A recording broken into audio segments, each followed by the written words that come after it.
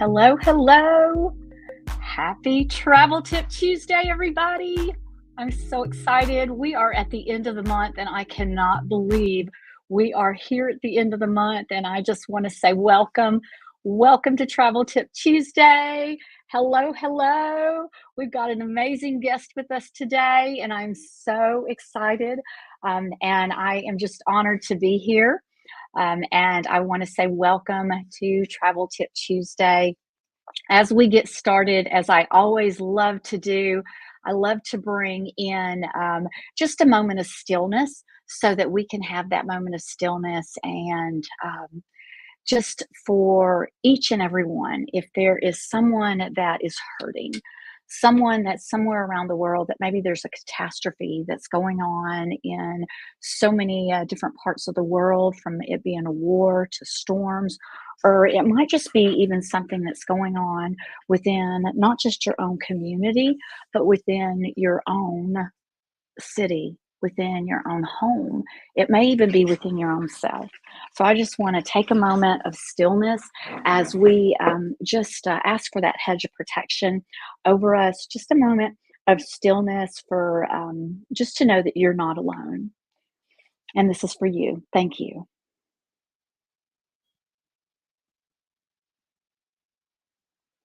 Thank you so much for that.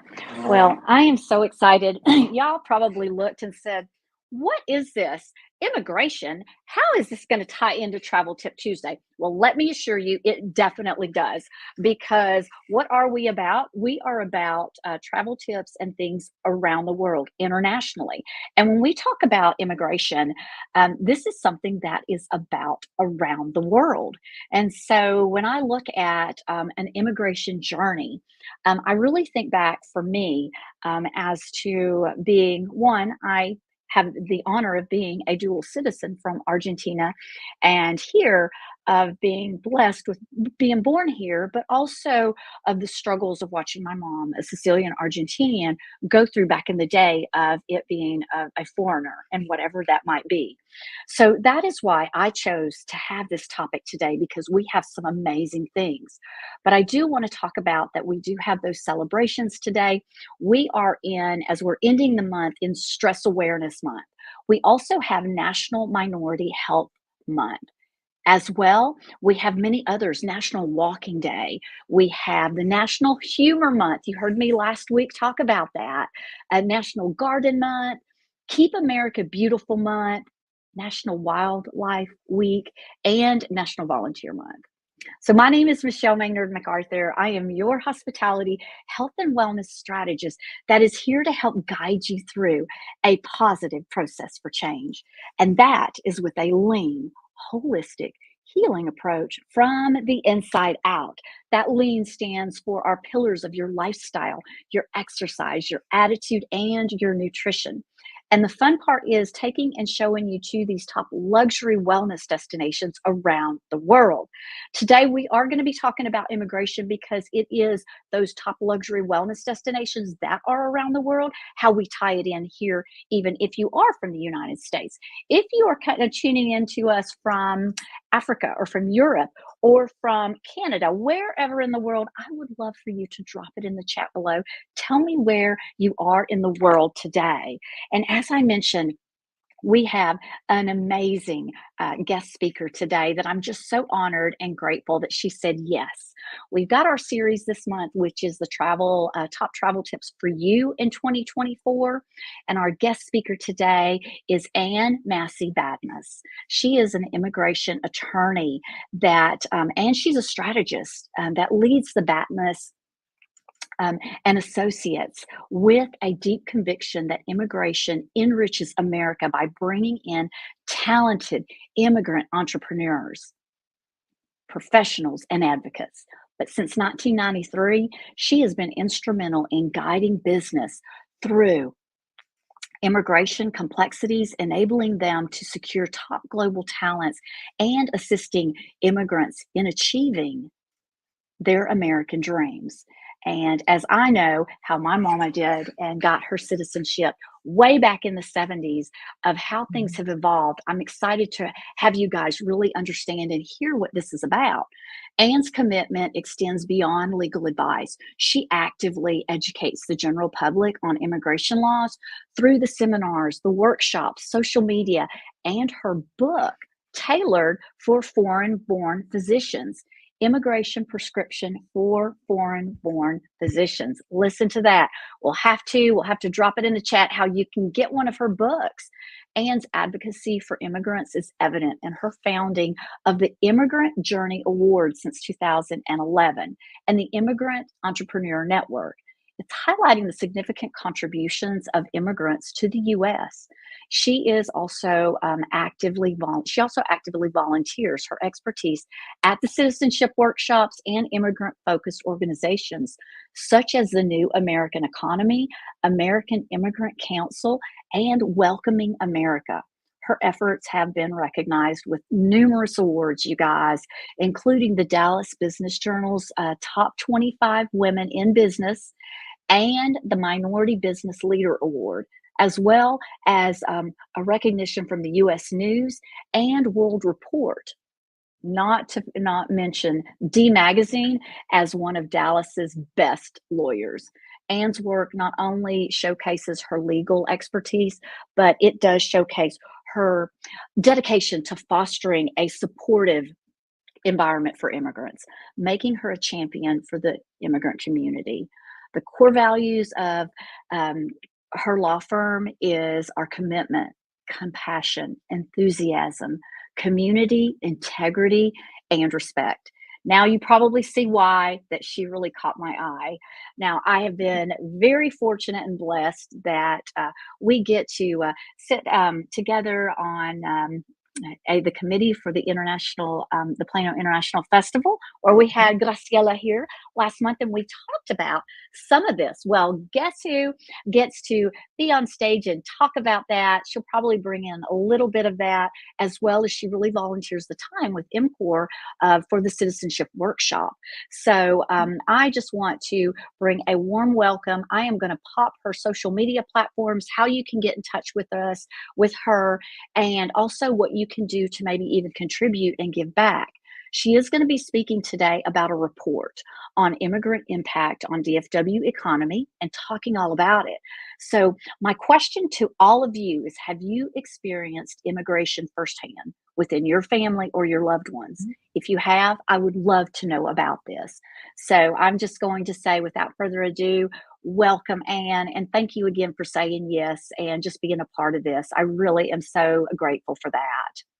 Oh, thank you, Michelle. I'm so happy to be here. Thank you so much for inviting me and giving me the opportunity to talk about one of my favorite subjects, which is immigration and the contributions of immigrants to DFW and to the United States as well. So I really appreciate the opportunity to be here, and thank you for the wonderful introduction as well. As you mentioned, one of the what I would like to talk a little bit about would be about the impact, or at least the economic impact of immigrants in the Dallas-Fort Worth community. Michelle, as you know, I sort of gave this report a couple of weeks ago to MCOR, and actually have an update because the data I had was a little bit older. So fortunately for this show, I can talk about the newest data that's come out actually this month about City of Dallas. So I don't want to go too much into statistics and things, but I basically do want to talk about the fact that Dallas, or DFW area, is truly an international city. We have people moving to Dallas area from all over the world. And so we are really growing in terms of not only population, but in terms of the variety of cultures, the variety of the diversity that we have, I think is just really amazing. So I know for those, I'm personally not a native of Dallas. I moved here about 25 years ago myself, but even within that time frame, I've seen so much growth and change, and it's just really exciting that there is that growth. And the other part of it is that the city of Dallas has really keyed into the impact of immigrants into our community. So they've actually created a not necessarily an agency, but a department within the city of Dallas called the Welcoming Immigrant and Refugee Affairs Agency, which is part of the Office of Equity and Inclusion. So some of the data that I'm talking about, or most of the data I'm talking about, today is from the city of Dallas in conjunction with the American Immigration Council, which is a national organization, nonprofit organization that is an immigrant advocacy group and is really funded quite a bit by the American Immigration Lawyers Association, of which I'm a part, or at least I'm a member of that association as well. So it's really exciting news. The data I talked about a few weeks ago, I think that was in 2020, 2019 data. I'm now have updates as far as with 2022 data, because as you know, reports take some time. So we can't really have real-time kind of data here. So, but even from 2022, I'm sure there's some growth. But basically, there's some key findings that the city of Dallas has in terms of the economic impact of new Americans in Dallas. And I could probably provide the actual link for your viewers if they're interested in the more detailed report, but I'm just going to cover some of the key facts that they have brought out, or the key findings that they have. So that would be great. Yeah. And not to interrupt you, I'm sorry, Anne, I wanted to tell you that I did put some of the in the chat for all of you listening. I've got some of the links, and so Anne will also be able to go in and she can add some of these if I did not. So just don't worry about it. You're going to get that information. You're Thank going you, to get Anne. it, definitely, definitely. So just to start out, as I mentioned, this is an economic report. So the focus here is on economic contributions, but I just want to say there's so many other contributions that immigrants make as well, and some of that I'll talk about a little bit later when I talk about the Immigrant Journey Awards in particular, and how we recognize the various contributions of immigrants in the Dallas-Fort Worth area. So getting back to the report from the city of Dallas and the American Immigration Council. So some of the key findings is, in particular, for immigrants in Dallas, contributed billions in taxes and consumer spending. So in 2022, immigrant households in the area earned about $10.7 billion of income, with about $1.6 billion of that going to federal taxes and 900 million going to state and local taxes. So that's just from the DFW area, not talking about all the other cities that certainly have comparable immigrant populations, and even in rural areas as well. So that leaves us with, or leaves the immigrant households in the Dallas community with $8.2 billion in spending power that can be reinvested into our local communities as they spend and use the services that are provided by companies, by by the state, all those things. So in addition to that, when we talk about workforce or labor demands, so immigrants make up about 23% of the city of Dallas's population, but they account for almost 30% of the working age population. So the immigrant population tends to be younger than the native-born population. As you know, we're aging. We are all aging, of course, and so a lot of the demands of the workforce are being met by immigrants as the older population starts to retire. So speaking of that, the fastest growing industries for immigrant workers may not be a surprise, or may be a surprise, is basically what we call our STEM workers, those highly educated workers in science, technology, engineering, and math. So we have over 25%, or about 26% in the DFW area of STEM workers, those technology workers. And as you know, that is where everything seems to be going nowadays, is STEM and science and technology. There's a high percentage of immigrants in those kinds of fields. And in fact, the federal government recognizes, because we are experiencing, at least from the data that we have, that experiencing a shortage of STEM workers, those workers who are in the science and technology fields. We're going to need more and more of that as we are becoming such a technological society. So, but unfortunately, we don't seem to have as many people native-born going into those fields. And so a lot of that scarcity, or that shortage, is being made up by STEM workers, are immigrants from other countries. And typically what happens is they come, a lot of them already have their degrees, and they come to the US with their bachelor's or master's degrees and to work in those fields. But then we also have a large foreign student population especially in the DFW area. There are many colleges and universities that have a large population of foreign students, and the great majority of them are in those STEM fields, and even greater number are in the master's or PhD degree paths. And so they are very, very highly skilled, highly educated people who are coming in and contributing, and eventually, if they decide to do so, staying in the United States to work in those areas. And so some of the other top areas of industry that you'll find more immigrants is actually this is probably not surprising, but 63% of our construction workers are immigrants. So a huge number of in construction. And as we know, construction is key to all the United States. We have a lot of infrastructure projects that are going on, especially in the DFW areas. You drive around in traffic, you see we have a lot of traffic going on here, right? So it's not fun for us, but it's necessary because of the growth that we're experiencing. There has to be continuous changes in infrastructure, fixing the roads, but also creating new roads and things like that. So key to that is the construction workforce. And right now there's, over half, quite a great majority of the construction workers are immigrants in the area. And then as far as manufacturing, that's the next the highest number of immigrant workers, and about 39%, almost 40% of our manufacturing workers are immigrants as well. Wow. So do you have any questions, Brett? I don't want to. Yeah. I mean, that kind of just sparked. Can you tell me more about as far as where you're talking about, and I'm listening to this.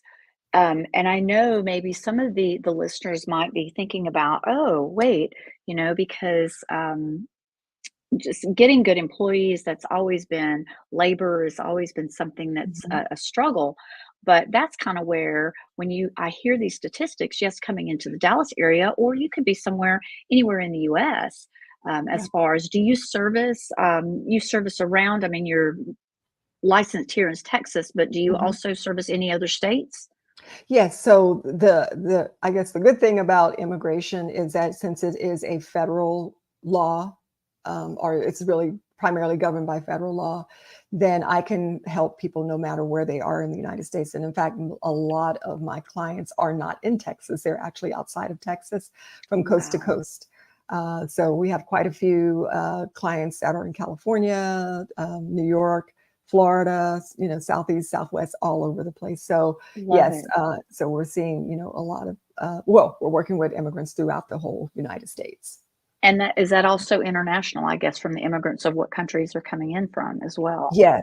So we actually, I will say the majority of the clients we work with are already in the United States. They are, for example, they're students, foreign students, that are going to school here, and they're here on student visas. Or they may already, we work quite a bit in the healthcare industry. So we work a lot with doctors who are training in the United States. They usually have their medical degrees already, but they come to the United States to become doctors, do residency training. And then if they want to stay, we will help them with the immigration requirements so that they can stay here and practice medicine. So there's quite a few, clients that we have. I probably say a good majority of them are in that category. But we also work with people who are, as you mentioned, international, that they are not living in the United States, but maybe they want to come and start a business here, or maybe they do have job opportunities that they found here. So we can help them with that process as well. Great. Well, can you tell me more about the Immigrant Journey Awards and what inspired the creation of this event? Sure. Yeah. So as you mentioned, we started I myself, through my firm, started the Immigrant Journey Awards back in 2011. And it really was just the reason for it primarily was to recognize the contributions of immigrants, because being in immigration law, you hear a lot of the rhetoric that you hear, or the news that you hear, seems to be so negative, right? Sometimes, if you hear the general news out there, whether it's on television or anywhere else, you are sort of, the immigration you hear about is negative in some way, or very political, right? So what I wanted to do, since I was in the DFW area, I wanted to highlight the positive side of immigration. I mean, we've always known that Right. the United States is a country of immigrants, so it's definitely a positive. But sometimes we lose sight of that. So I wanted Yeah. to be sure that we brought that to the forefront. And like I said, I've been here in Dallas area since for almost 25 years, and recognizing the changes, and I see the communities and so much.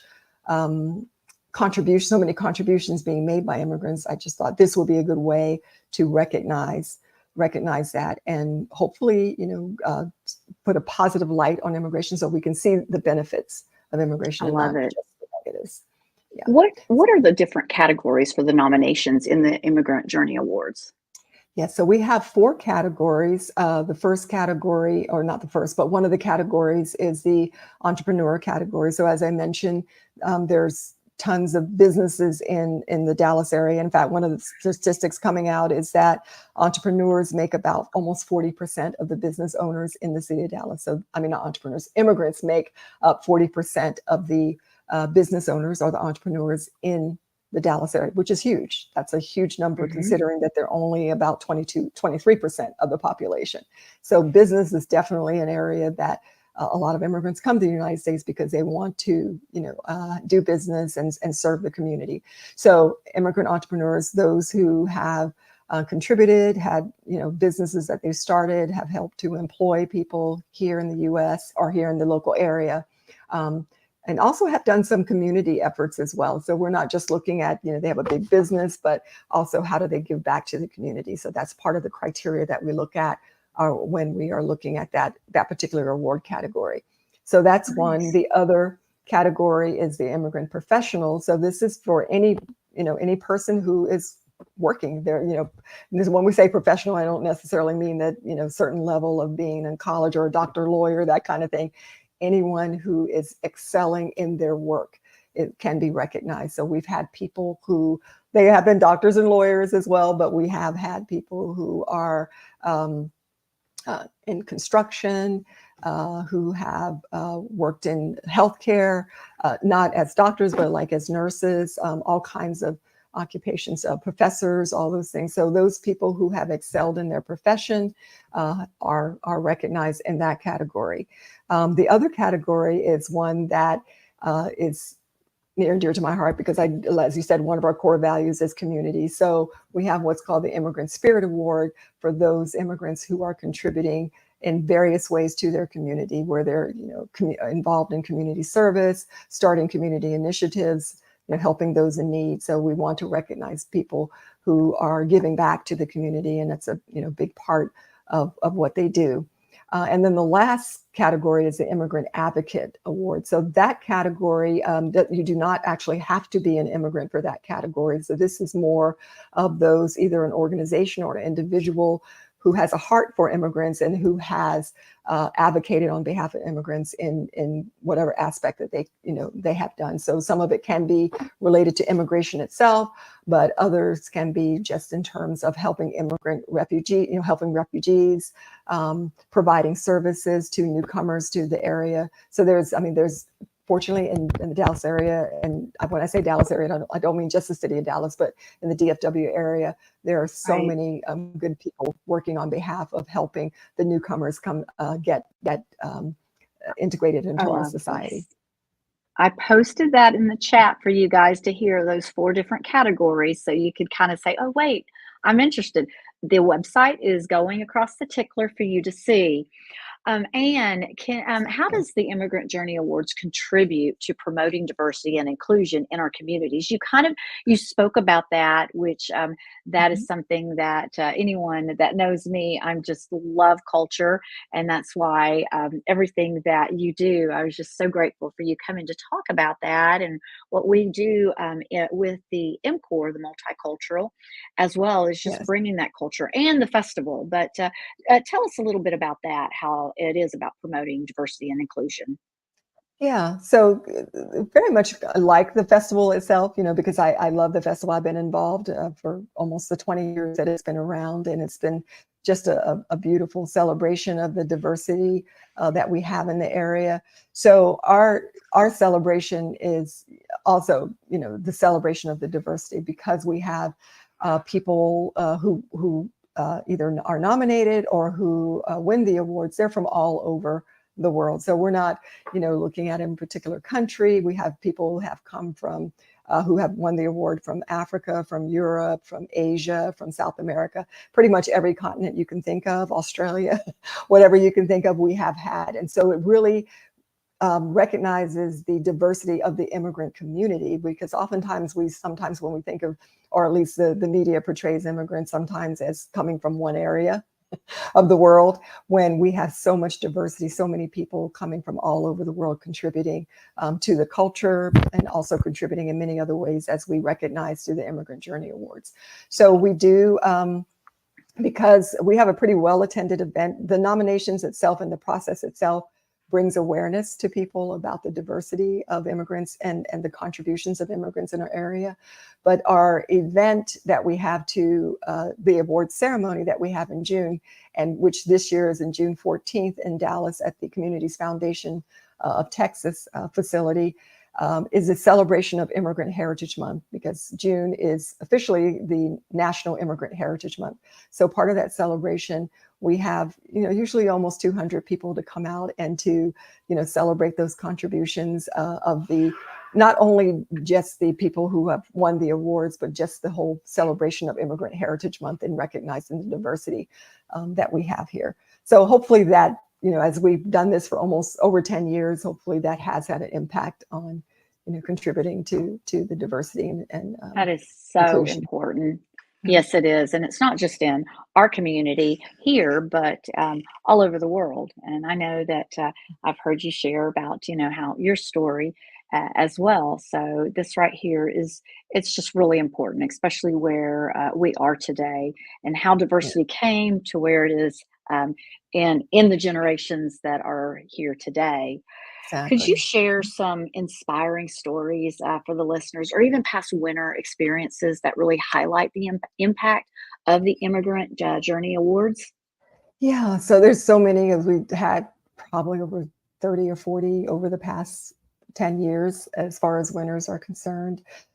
We've had, initially when we first started out, we had one winner who told his story of how they pretty much walked across into the United States. So this is one of those, it may not necessarily, in the end, sometimes when we hear the political aspects of it, and of course the border crossing and all of that, it may be considered negative by some, but it's just a story that is heartening as well, because he described how he came across with his parents, and eventually, he ended up getting the Presidential Medal of Honor at the White House.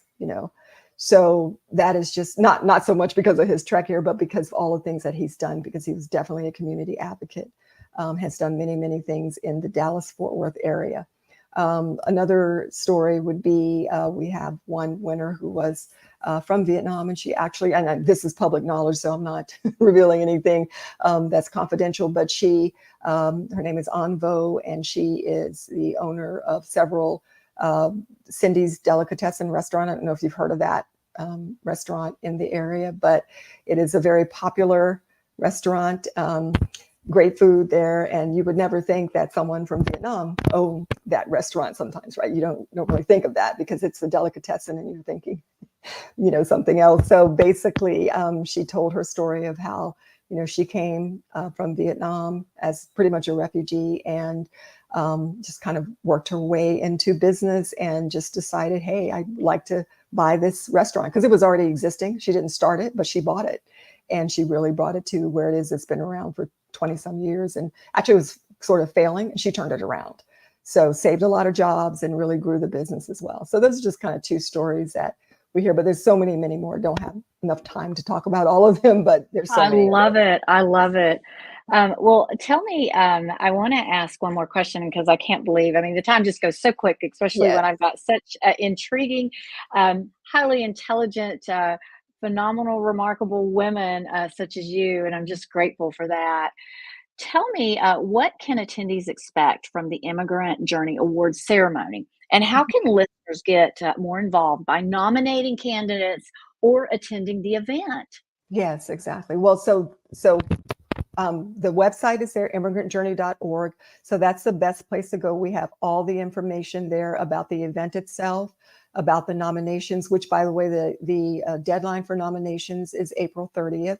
If you go to the website, you will see the nominations form, and it's fairly easy to fill out. It's all online. You don't have to mail anything. So you could, if you want, wait till April 30th and submit your nomination. But it's very important that if you do nominate, make sure you provide as much detail as possible, because we do get a lot of nominations, and it's very important to provide all the wonderful information about your nominee so that they can be fully evaluated and considered for the award. Also, self-nominations are welcome as well. So, you know, if you want to be considered as well, you can nominate yourself. So you can find all that information on the website. We also, I did not mention to you before, but we also have a scholarship component to our event or to our program.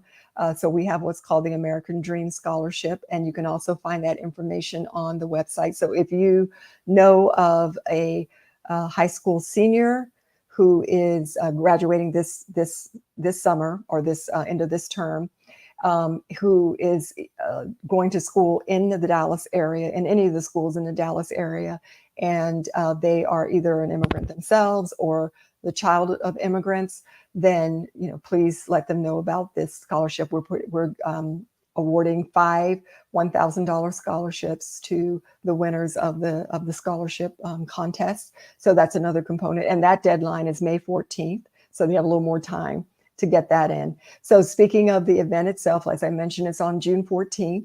And it will be at 6:30 at the Community Foundations of Texas, a beautiful facility there. We'll include a dinner, we'll have music, but most importantly, we will be celebrating and hearing the stories of all of our winners at that time. And so the feedback that we've always gotten from that is that it's just such a heartwarming experience. Again, it contributes to the great feeling of the people. I mean, the people who leave there just feel really great about the immigrant experience and really recognizing the contributions that people are making every day that we don't sometimes think about, but you know, it's really all part of our community. So everyone has a very enjoyable night. The dinner is good as well. So if you do want to get a ticket, you can also still go to immigrantjourney.org and look for the events page, and you will find the information to get your ticket.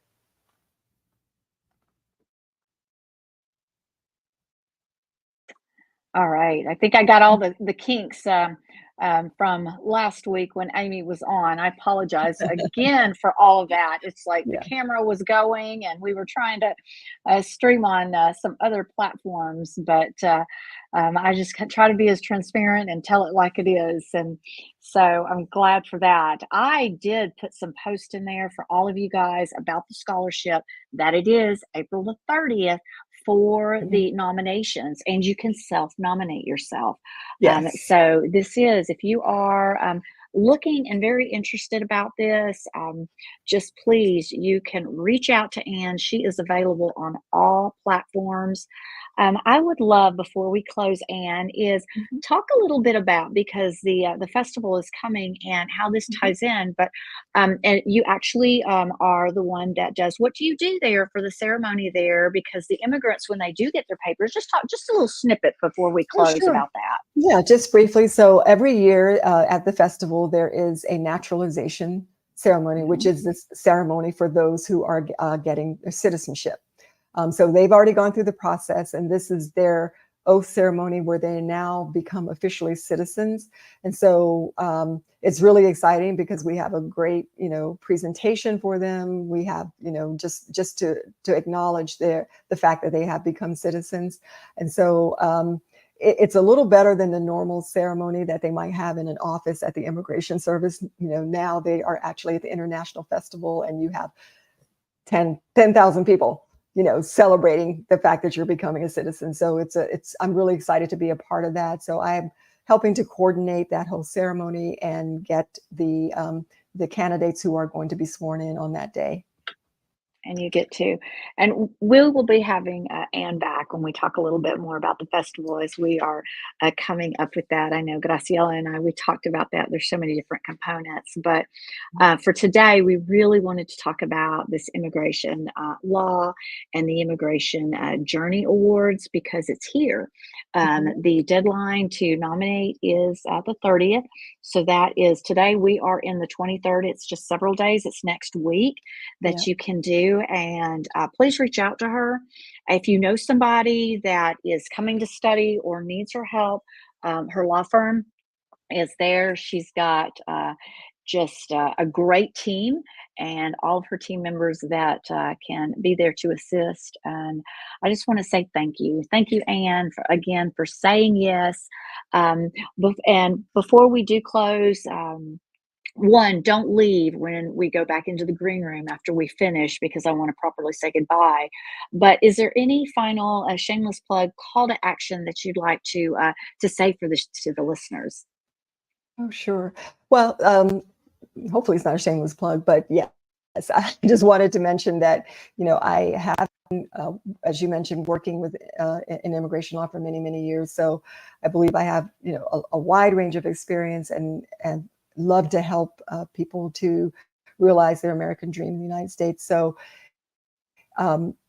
anyone who wants to learn more about their options, are interested in moving to the United States, please feel free to reach out to me. Particularly, the best place to go will be go to my website and complete the contact form, and that will get you directly to me to be able to set up to speak with you about your options.